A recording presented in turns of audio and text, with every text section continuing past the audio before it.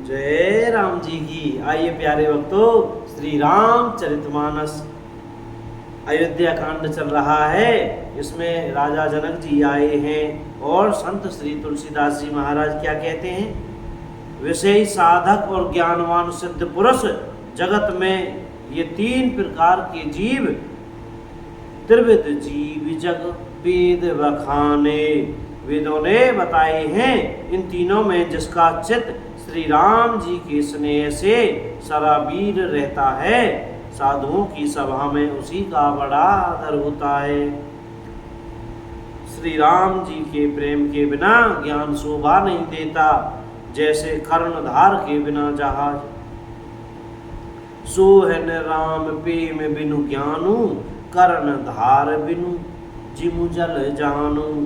वशिष्ठ जी ने विदेहराज जनक जी को बहुत प्रकार से समझाया। तदंतर सब लोगों ने श्री राम जी के घाट पर स्नान किया।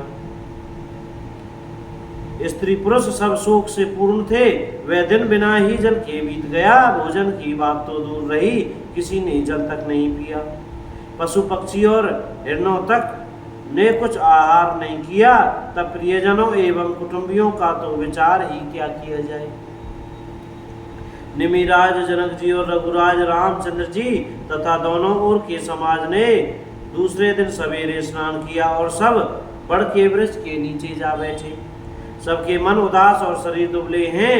जो दशरथ जी की नगरी अयोध्या के रहने वाले और जो मिथिलापति जनक जी के नगर जनकपुर के रहने वाले ब्राह्मण थे, तथा सूर्यवंश के गुरु वशिष्ठ जी तथा जनक जी के पुरोहित सत्यानंद जी, जिन्होंने सांसारिक अभ्युदय का मार्ग तथा परमार्थ का मार्ग छान डाला था, वे सब धर्म नीति वैराग्य और विवेक युक्त अनेकों उपदेश देने लगे। विश्वामित्र जी ने पुरानी कथाएं इतिहास कह कहकर सारी सभा को सुंदर वाणी से समझाया। तब श्री रघुनाथ जी ने विश्वामित्र जी से कहा कि हे नाथ, कल सब लोग बिना जल पिए ही रह गए थे, अब कुछ आहार करना चाहिए। विश्वामित्र जी ने कहा कि श्री रघुनाथ जी उचित ही कह रहे हैं। 2.5 पहर दिन आज भी बीत गया। विश्वामित्र जी का रुख देखकर तिरहुतराज जनक जी ने कहा, यहाँ अन्न खाना उचित नहीं है। राजा का सुंदर कथन सबके मन को अच्छा लगा। सब आज्ञा पाकर नहाने चले। उसी समय अनेकों प्रकार के बहुत से फल फूल पत्ते मूल आदि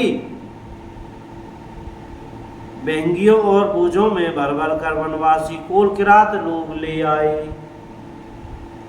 श्री रामचंद्र जी की कृपा से सब पर्वत मनचाही वस्तु देने वाले हो गए।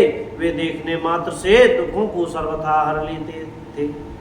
वहाँ के तालाबों, नदियों, वन और पृथ्वी के सभी भागों में मानो आनंद और प्रेम उमड़ रहा है। बेलें और वृक्ष सभी फल और फूलों से युक्त हो गए। पक्षी, पशु और भौरे अनुकूल बोलने लगे। उस अवसर पर वन में बहुत उत्साह आनंद था। सब किसी को सुख देने वाली शीतल मंद सुगंध हवा चल रही थी। वन की मनोहरता वर्णन नहीं की जा सकती, मानो पृथ्वी जनक जी की पहुनाई कर रही है।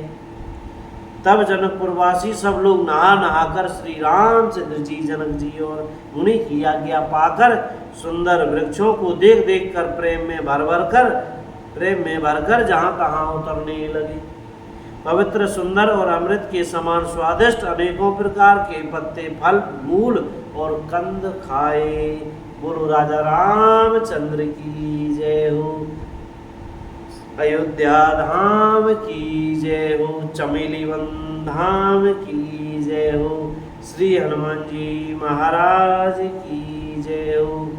जय राम जी की। सीताराम। भैया, बोलने में, पढ़ने में, कहने में, सुनने में हमसे कोई गलती हो गई हो तो भैया क्षमा करते रहिएगा। और मुख में श्री सीताराम सीताराम, राधे श्याम बोलते रहिएगा भैया। जय राम जी की। सीताराम।